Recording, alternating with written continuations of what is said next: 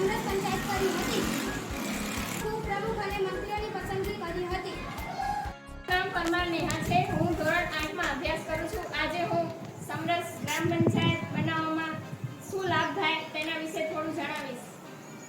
સમરસ ગ્રામ પંચાયત એ પાયાનું એકમ છે અને આ પંચાયત સર્વસંમતિ અને વિના વિરોધ થાય તો વિકાસના વાતાવરણમાં હકારાત્મક વાતાવરણ સર્જાય અને બધાનો વિકાસથી તેમાં ભાગ લે. આ ગ્રામ પંચાયત સમરસ ગ્રામ પંચાયત ને 14 જુલાઈ 1992 થી ગુજરાત રાજ્યમાં અમલમાં મૂકવામાં આવ્યું.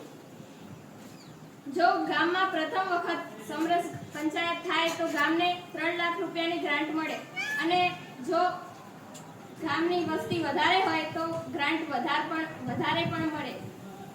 અને જો મહિલા સમરસ ગ્રામ પંચાયત થાય તો 4.5